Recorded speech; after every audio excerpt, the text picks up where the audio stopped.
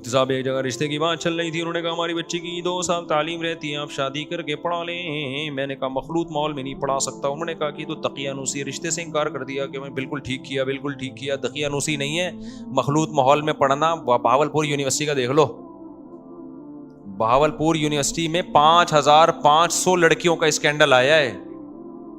نہیں آئی بات میرا, جو ایف آئی آر کٹی ہے نا کتنی لڑکیوں کی, 5500.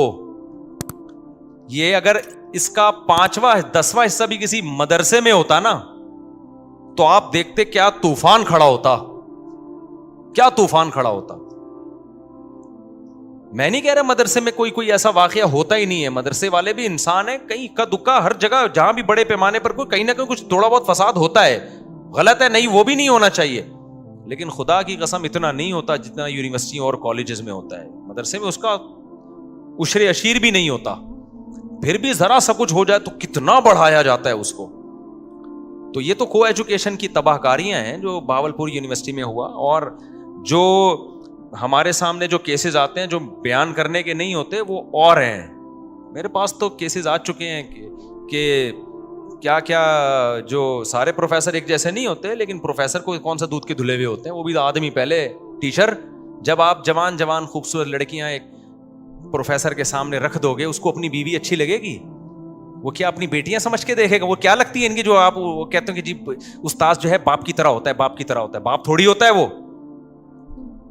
باپ تھوڑی ہوتا ہے. وہ روزانہ یونیورسٹی میں ایک سے ایک لڑکی آ رہی ہے, پروفیسر صاحب دیکھ رہے ہیں پروفیسر کا میٹر کیا ہو رہا ہے, گھومے گا. وہ آدمی پہلے پروفیسر, اور کون سا اس نے تبلیغ میں 4 مہینے لگائے ہوئے ہیں, اور میں تو کہتا ہوں 4 مہینے لگایا ہوا بھی پھسل سکتا ہے. تو کیوں اپنے آپ کو فتنے میں ڈال رہے ہو بھائی صاحب؟ اور بہت عجیب عجیب واقعات ہیں. تو میں نہیں کہہ رہا یہ سوسائٹی غلط ہے بھائی, جب یہ ہوگا تو ہر جگہ ہوگا. اگر مدرسوں میں یہ ماحول کر دو تو مدرسوں کا بھی یہی بیڑا غرق ہو جائے گا. مدرسوں میں یہ ماحول کر دو نا. امام حنیفہ نے اس دور میں 1 صدی ہجری میں عورتوں کے بارے میں فتویٰ دیا مسجد میں مت آنے دو. کیا ماحول کیا ہو چکا ہے؟ وہ اتنے سال پہلے, اور بہت سارے اسلاف نے فتویٰ دیا. کچھ نے اس فتوے سے اتفاق کیا, کچھ نے اتفاق نہیں کیا. اس زمانے میں تو میری رائے ہے کہ آنے دینا چاہیے, کیونکہ آنے میں بھی فتنہ ہے, نہ آنے کا جو فتنہ ہے وہ اس سے زیادہ ہے. تو کیونکہ بالکل ہی دین سے رشتہ ختم ہو رہا ہے. تو اب مسئلہ یہ ہے کہ یونیورسٹیوں میں جو ماحول بن چکا ہے, میں نام نہیں لیتا یونیورسٹیوں کا, بہت برا ماحول ہے. ہمارے بھی دوست احباب پڑھتے ہیں, ہم اپنے زمانے کو دیکھتے ہیں, جب اس وقت یہ حال تھا, جب ہم چھوٹے بچے تھے نا, اس وقت یہ ایک برا حال ہو چکا تھا کہ اگر کوئی ینگ ٹیچر 7ویں کے بچوں کو پڑھانے آتی تھی نا تو لڑکے اس کو بھی چھیڑتے تھے. یہ اسکولوں کا حال تھا. چند بدماش قسم کے لڑکے پیچھے بیٹھے ہوتے تھے کلاس میں. ہمیشہ پیچھے وہ بچے بیٹھتے ہیں جنہوں نے الٹی باتیں کرنی ہوتی ہیں. پپو قسم کے جو پڑھاکو ہیں نا وہ آگے رو میں بیٹھ, پیچھے سارے کون ہوتے ہیں؟ بدماش ٹائپ کے. ان کی باتیں آپ جا کے سنو تو پتا چلتا ہے اصل یہ ہیں, ٹھیک ہے نا. تو وہ اس وقت ہمیں یاد ہے کوئی ینگ ٹیچر آ جاتی, 7ویں کلاس کے بچے کیا حال کرتے تھے, اس کو چھیڑتے تھے, بری باتیں کرتے تھے.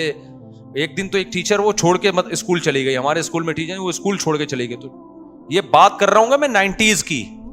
پھر بھی اس کو چھیڑنے کے لیے گھر جاتے تھے وہ لڑکے. میں نہیں گیا الحمدللہ, ہمیں ان چیزوں سے ہمارے ماں باپ نے دور رکھا ہوا تھا, لیکن لڑکے اس وقت یہ کام کر رہے تھے. اب تو بھائی انٹرنیٹ کا زمانہ ہے, فحش چیزیں دیکھ کے شہوت. 7ویں کلاس کے بچے کی عمر ہی کیا ہوتی ہے, اس وقت یہ ٹھڑک تھی اسکول کے بچوں میں. اب تو باقاعدہ آرڈر پہ ٹھرکی بنایا جا رہا ہے ان کو, ڈرامے فلمیں دکھا کے. تو اب آپ کیا سمجھتے ہو کہ اتنے نیٹ کلین. پھر بھی میں کہتا ہوں یونیورسٹی کی ساری لڑکیاں خراب نہیں ہوتی, سارے پروفیسر خراب نہیں ہوتے. یہ الزام ہم کبھی بھی نہیں لگاتے کہ کوئی یونیورسٹی میں جا رہی ہے تو آپ بدگمان ہو, یا کوئی پروفیسر پڑھا رہا ہے. بڑے بڑے خاندانی لڑکیاں بھی ہیں, خاندانی پروفیسر بھی ہیں, بڑی بڑی خاندانی لڑکیاں بھی ہیں جو بچانے والے اپنے آپ کو بچاتے ہیں. لیکن ایک اصولی بات بھائی, چرس اگر کوئی تقسیم کر رہا ہو ہم اس کو اپنے محلے میں پنپنے نہیں دیں گے. اگر وہ یہ دلیل دے کہ میں نے اتنی چرس بانٹی ہے لیکن پھر بھی بہت سے لوگ بچے ہوئے ہیں, تو ہم کہیں گے بھائی وہ بچے ہوئے ہیں, اللہ نے بچا لیا ان کو, آپ نے ان کو خراب کرنے میں کوئی کسر چھوڑی نہیں تھی. تو کو ایجوکیشن سسٹم میں جہاں لڑکیوں کو مرد پڑھا رہے ہیں, مردوں کو عورتیں پڑھا رہی ہیں, اور مکس گیدرنگ کا ماحول ہے, آپ نے کلچر کو تباہ کرنے کا پورا زور لگا دیا. اب اگر کوئی بچ رہا ہے تو وہ اللہ کی مدد ہے, اس کا خاندانی ہونا ہے, ورنہ آپ نے سوسائٹی کو تباہ کرنے کی کوئی کسر چھوڑی نہیں ہے. تو کچھ جو بچے ہوئے لوگ ہیں ان کی وجہ سے اس کلچر کو ٹھیک نہیں کہا جا سکتا. تبھی میں کہتا ہوں ہماری سب سے پہلے یہ سیاسی مذہبی جماعتوں کی ذمہ داری ہے کہ وہ اس بیس پہ کسی سیاسی جماعت سے اتحاد کریں کہ ہم آپ کے ساتھ اتحاد اس وقت کریں گے جب آپ ایگریمنٹ کرو کو ایجوکیشن سسٹم کو ختم کیا جائے گا. یہ ہماری مذہبی جماعتوں کی آپ اپنے مطالبے کچھ منوائیں ان سے, پھر ہم آپ کا اتحادی بنیں گے. مذہبی جماعتوں کے پاس بڑی پاور ہے, بڑی طاقت ہے. وہ یہ کہیں بھائی ہم آپ سے اتحاد اس بیس پہ نہیں کریں گے ہمیں فلاں وزارت دے دو, ہمیں فلاں وزارت دے دو, ہمیں قانون میں تبدیلی چاہیے, کو ایجوکیشن کو ختم کرو. خدا کی قسم ایسا زہر ہے نا یہ کو. میں وہاں پشاور اور کوئٹہ جب بھی جاتا ہوں نا, مجھے وہاں ان کا خاندانی نظام زیادہ اسٹرانگ ہے. میں ان سے کہتا ہوں آج جو تمہارے میں باپ دادا کا احترام ہے نا, تمہاری عورتوں میں شوہر کا احترام, بہنوں میں بھائیوں کا احترام, خدا کی قسم یہ کو ایجوکیشن سسٹم اس خاندانی نظام کو تباہ کر دے گا, یہ برباد کر دے گا. جب لڑکی بے حیا ہوتی ہے نا, سب سے پہلے اس میں تمیز نکلتی ہے. میں نے کہا تم یہاں کتنا ہی کلچر میں اس کو جب مضبوط رکھو گے, جس سسٹم کے تحت وہ ایجوکیشن حاصل کر رہی ہے, دیکھو آپ صبح و شام شرم و حیا پہ بیان کرو, لیکن لڑکے لڑکیوں کو ساتھ بٹھا دو, آپ کا بیان کی 2% کی ویلیو نہیں رہے گی.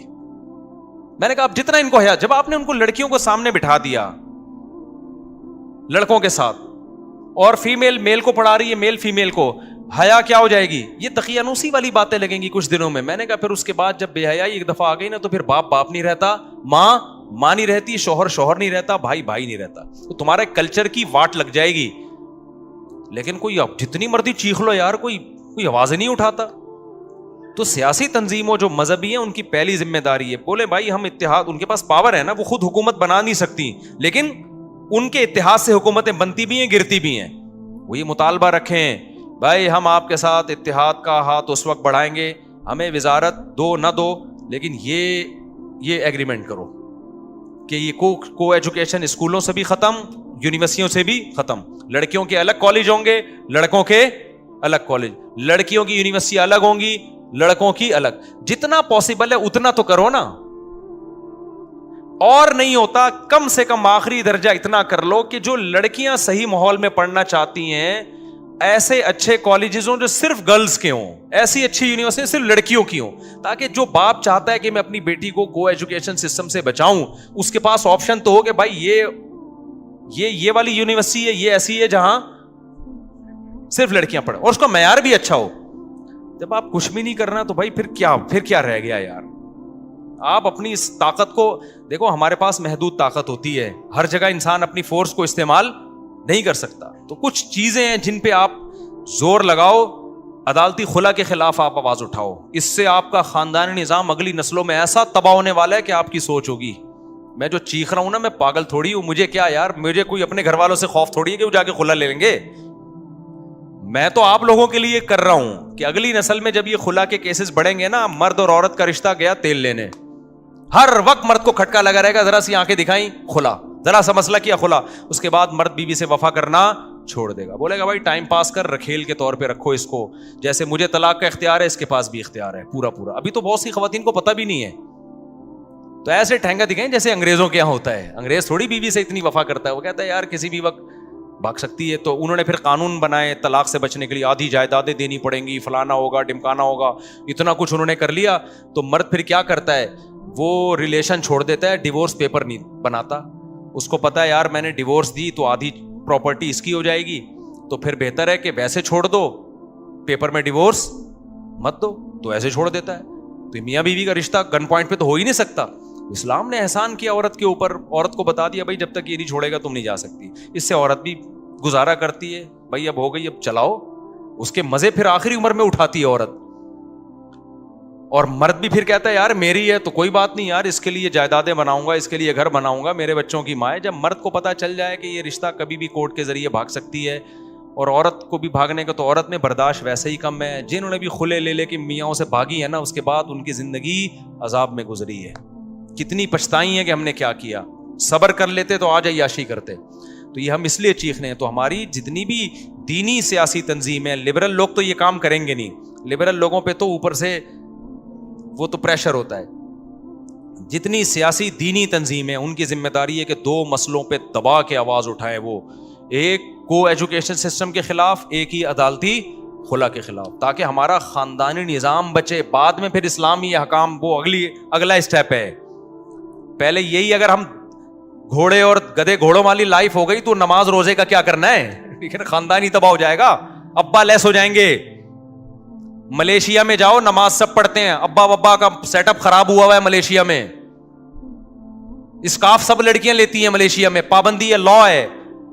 لیکن ملیشین لڑکیوں کی حالت آپ جا کے دیکھو نا. آپ کسی لڑکی کو پیغام بھیجو 10 سال آپ کے ساتھ بن کے رہے گی، اس کے بعد فیصلہ کرے گی کہ شادی کرنی ہے کہ نہیں کرنی. تو کیا کرنا ہے ایسی نماز روزے کا میرے بھائی؟ ایک آدمی ہمارے پٹھان دوست تھے، وہاں ملیشیا میں ملے، وہیں کے نیشنل ہیں، بغیر شادی کے گھوم رہے. میں نے کہا بھائی شادی کیوں نہیں کرتے؟ کہہ رہے یار یہاں جس لڑکی کو نکاح کا پیغام بھیجو نیشنلٹی کے ولی شادی کر، سوری یہ بھی نیشنلٹی ہے نہیں، لینے کی کوشش کر رہے ہیں. کہہ رہے ہیں یہاں جہاں پیغام بھیجو وہ کہتی پہلے ویسے ہی ٹائم گزارو میرے ساتھ، پہلے میں چیک کروں گی کہ تم وفادار آدمی بھی ہوگے نہیں ہو. کہہ رہے میں تو نہیں زنا کر سکتا. اور کہتے ہیں پھر یہ 8-10 سال اکٹھی دوستی کے بعد جب شادی ہوتی ہے 1 مہینے طلاق ہو جاتی ہے. ان کے گوروں کا بھی یہی سیٹ اپ چل رہا ہے. بچے پیدا ہو گئے ایک دوسرے کو سمجھتے سمجھتے، شادی ہو رہی تھی، بچوں نے تمبو لگایا ابا اماں کی شادی میں، وہ سارا سیٹ اپ، اس کے 1 مہینے بعد ڈیورس. تو اس سے چھوڑ دو فضول قسم کی باتیں. تو اس وقت ہمیں اپنے فیملی سسٹم کو بچانے کی ضرورت ہے، خاندانی روایات کو. اب مجھے اتنی خوشی ہوتی ہے کوئٹہ پشاور میں نا، جو میرا دل باغ باغ ہوتا ہے 2 چیزوں کو دیکھ کے. جب میں ملتا ہوں نا پٹھانوں کا، یہ بھی چاچا، یہ بھی چاچا، یہ بھی چاچا، یہ دادا. دادا ایسے بدماشی کرتا ہے نا گھر میں جیسی بدماشی ہونی چاہیے، کیونکہ نسل ہے اس کی، اس کے بیٹے ہیں، اس کے پوتے ہیں، اس کی بہو ہیں، اس کے داماد ہیں. اور جن کی ایسے پوش علاقوں میں جاؤ، کراچی اور لاہور میں، جو بڑے بڑے 1000 گز کے بنگلے ہوں گے، ایک آدھ بچہ بدماشی کس پہ کرے گا یار دادا؟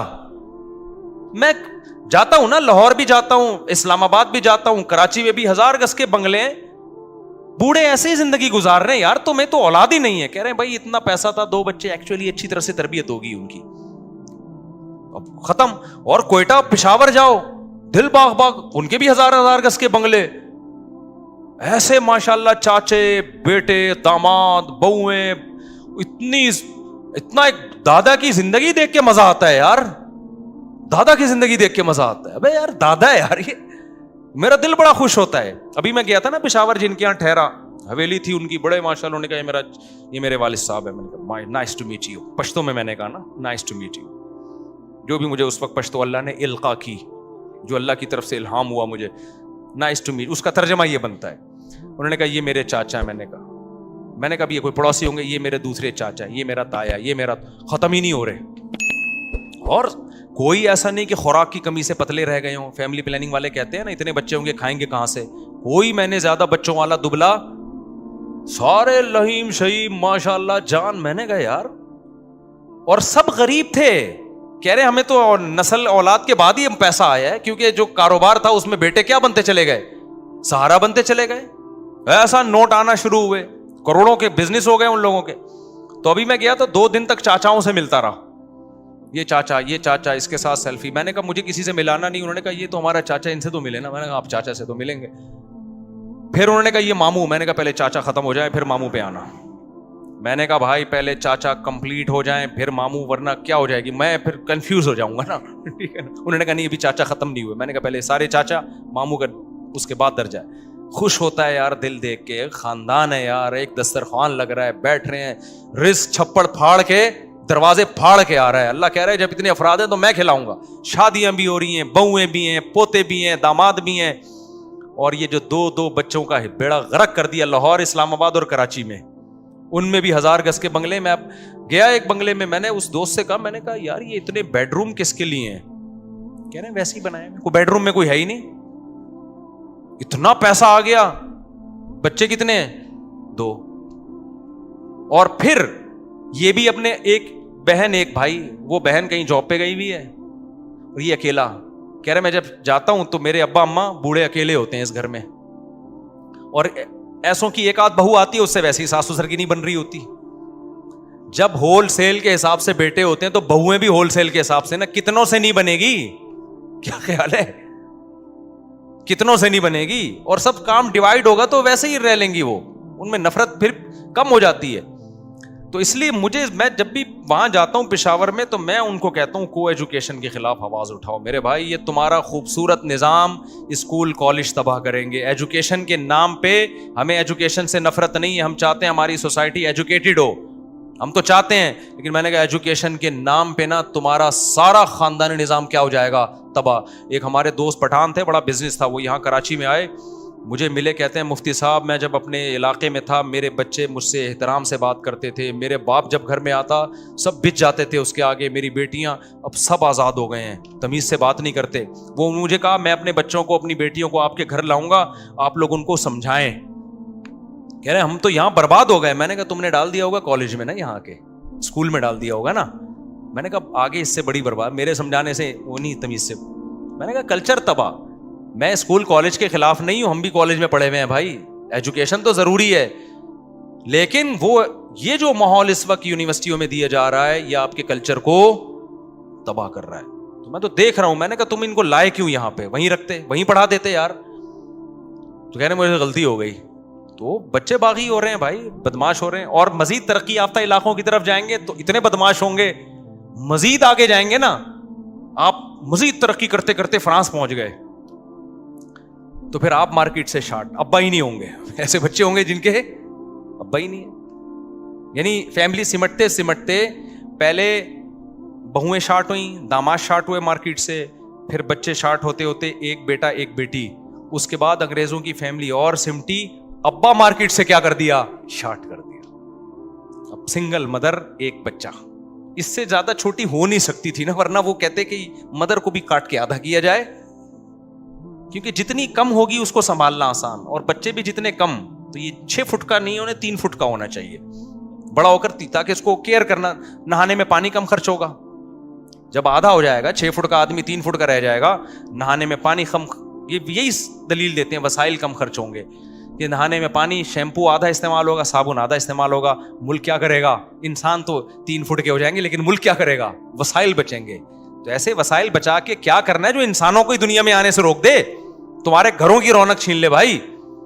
تو چیخ چیخ کے تھک گئے, لیکن کیا کریں اب, یہ جب تک قانونی طور پر یہ چیزیں نہیں ہوتی نا, تو ہماری تو طوطی نقارے میں طوطی کی آواز ہے. تو یہ ہماری دینی سیاسی جماعتیں یہ کام کر سکتی ہیں, تو ہماری عوام کو بھی چاہیے ان پہ دباؤ ڈالے بھائی. 2 قانون کو فوکس کرو, ایک میں نے یوتھ کلب والوں سے بھی کہا یار آپ اس پہ آواز اٹھاؤ, انہوں نے ماشاءاللہ LGBT والا قانون وفاقی شرعی عدالت سے کروا لیا. پاکستان میں قانون آپ کے ساتھ ہے, یعنی اسلام سے آپ ثابت کر دیں نا تو لا آپ کو سپورٹ کرتا ہے, لیکن ہم لا کا استعمال ہی نہیں کرتے. ہم جو ہے وہ بس جذباتی باتیں ہوتی ہیں.